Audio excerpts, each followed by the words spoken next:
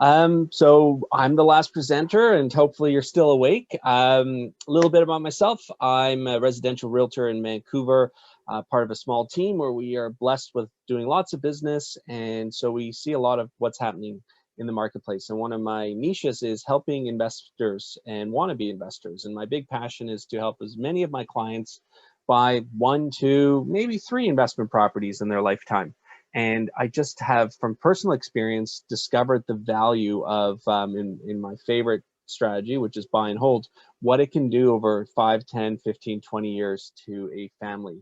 In many ways, it can be the sole retirement plan for someone. And so I have a vast amount of experience in a number of different strategies.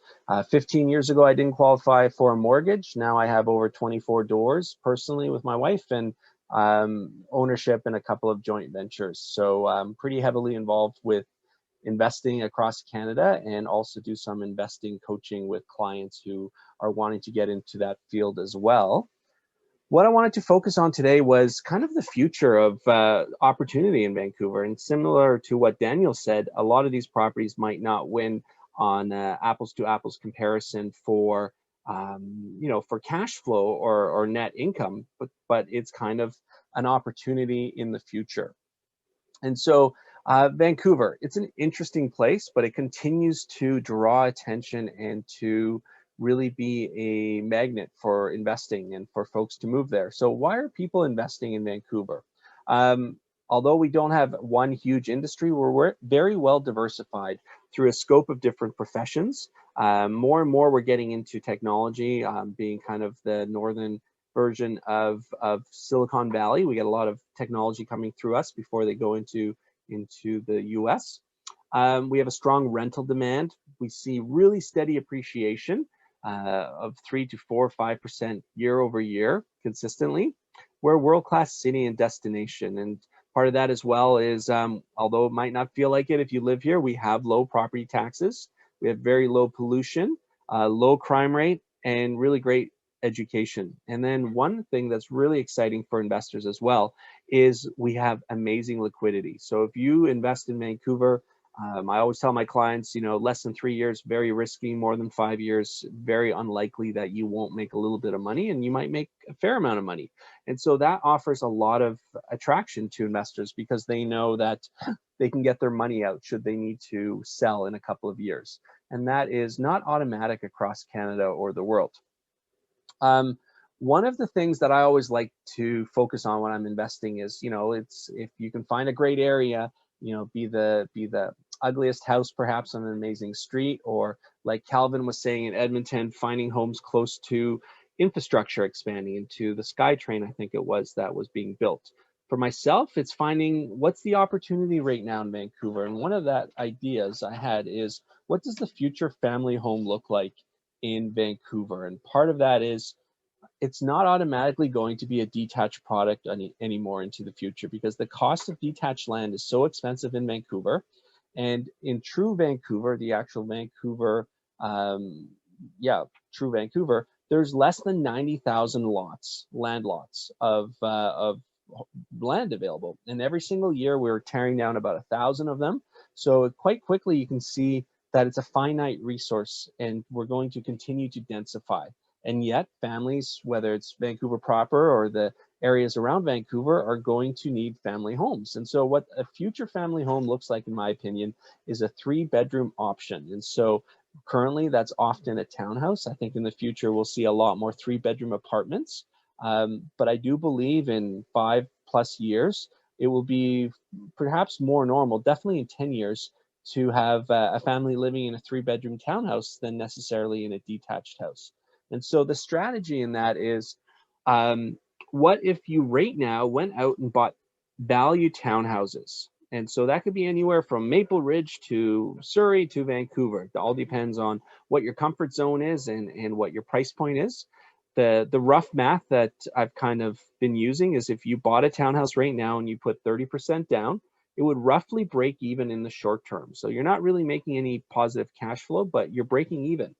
And the positive cash flow will increase. And so it's definitely more exciting as well if you don't need short-term positive cash flow and if you're looking for the long term.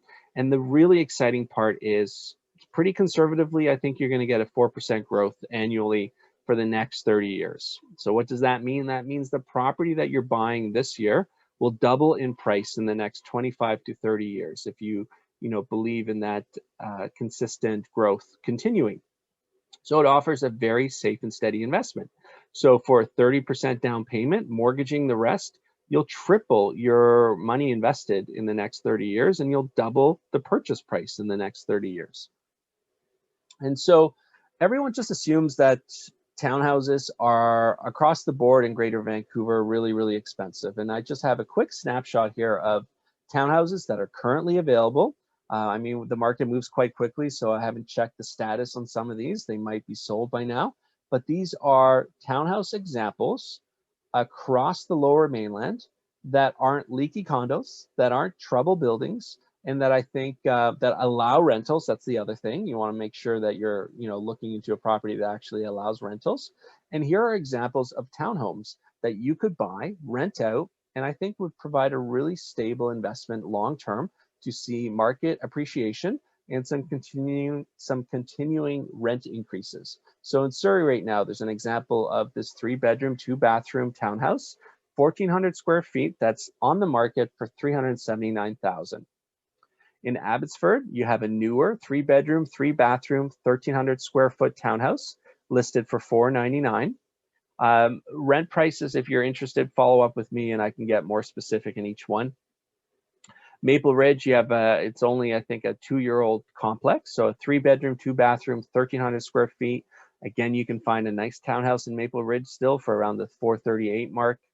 In Burnaby, this is an older complex. It's 3-bedroom, 1-bathroom, so it only has 1 bathroom, but it's also in a very strategic area. And so this development sits on, or this property sits on a huge piece of land and has been approached several times to get bought out and be redeveloped, which has not happened yet. So although this is probably the oldest example in the samples that I'm showing you and needs a lot of maintenance, it has a mixed strategy where I think it's a great townhouse that's going to see growth, and it's also a candidate for a buyout in the future.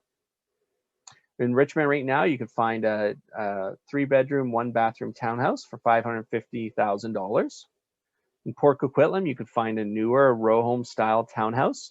It's more expensive. This is newer. Again, the attraction to buying something newer, of course, is that if you're taking the long game, the long-term approach, there should be very little maintenance, or certainly, hopefully, not additional special levies that you need to pay in the next 5 to 15 years. And so you kind of, buy it, set it, and get it managed and see the appreciation over the years ahead without needing to invest further resources. This one at 1,400 square feet is on the market for $729. In Port Moody, a little bit older, but also a good complex. You have a 3-bedroom, 3-bathroom, large 1,800 square foot townhouse that you could also buy for $738. In Squamish, don't forget Squamish, that one time was never considered as a commuter city to Vancouver, and now is an extension of Vancouver to many people. This is a new 3-bedroom, 3-bathroom, 1,300 square feet on the market for $810. Would find really good rental rates in Squamish. An example of a Vancouver townhouse. You might be surprised that not every townhouse is $1 million. So there's a 3-bedroom, 2-bathroom, 980 square feet, nicely renovated townhouse for $820 plus GST. This is a brand new product. So certainly you have to pay GST, but it would hopefully need no maintenance for many, many years. And you get all that pressure and attraction that the Vancouver marketplace offers on its real estate to your benefit. So that is kind of a quick overview for myself on where I think an opportunity exists if you were looking for not short-term positive cash flow, but rather a long-term play for market appreciation and in the future net cash flow. To that end, I want to thank you all for being